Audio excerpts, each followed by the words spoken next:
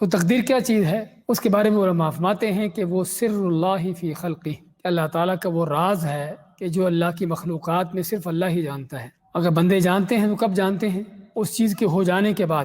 اس سے پہلے ہم کو نہیں علم کہ اللہ نے کیا مقدر کیا ہوا ہے، کیا ہونے والا ہے، چاہے وہ اچھی چیز ہو، بری ہو، کوئی نیکی ہو، کوئی برائی ہو، کچھ بھی ہو۔ تو یہ اللہ تعالیٰ کا وہ راز ہے کہ جو صرف اللہ نے اپنے پاس رکھا ہے، اس کا علم کسی کو نہیں دیا۔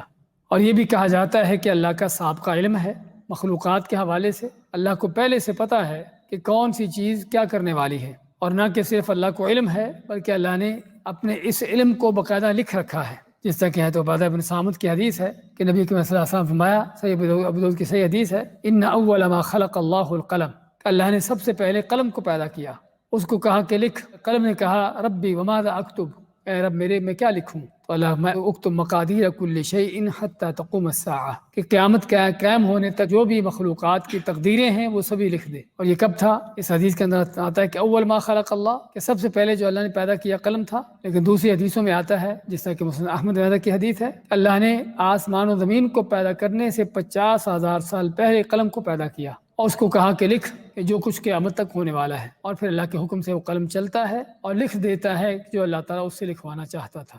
تو یہ ہے اللہ کا وہ سابقہ علم، کسی بھی مخلوق کا پیدا ہونا، اس مخلوق کا کردار کیا ہوگا زمین پر، نیکی برائی کے حوالے سے، تو یہ ساری چیزیں اس وقت سے اللہ کے ہاں لکھی جا چکی ہیں۔ اس کا مطلب کہ اللہ تعالیٰ کو پہلے سے پتہ تھا کہ کیا کچھ ہونے والا ہے، کون سی مخلوق کیا کرے گی، کون سا انسان کیا نیکی برائی کرے گا، ایمان لائے گا، کفر کرے گا۔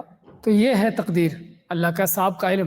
اور اللہ نے صرف اس کو علم کی حد تک نہیں رکھا بلکہ اس کو لکھ دیا، جو آپ سن رہے ہیں، جو اللہ کو علم تھا اللہ نے اس کو لکھ دیا۔ تو یہ وہ تقدیر ہے۔ تو اس پر ایمان لانا اسلام کے بنیادی ارکان میں سے ہے۔ ایمان کے ارکان میں سے چھٹا رکن ان تؤمن بالقدر خیرہ و شرہ، کہ تو اچھی یا بری جو تقدیر ہے اس پر تیرا ایمان ہو۔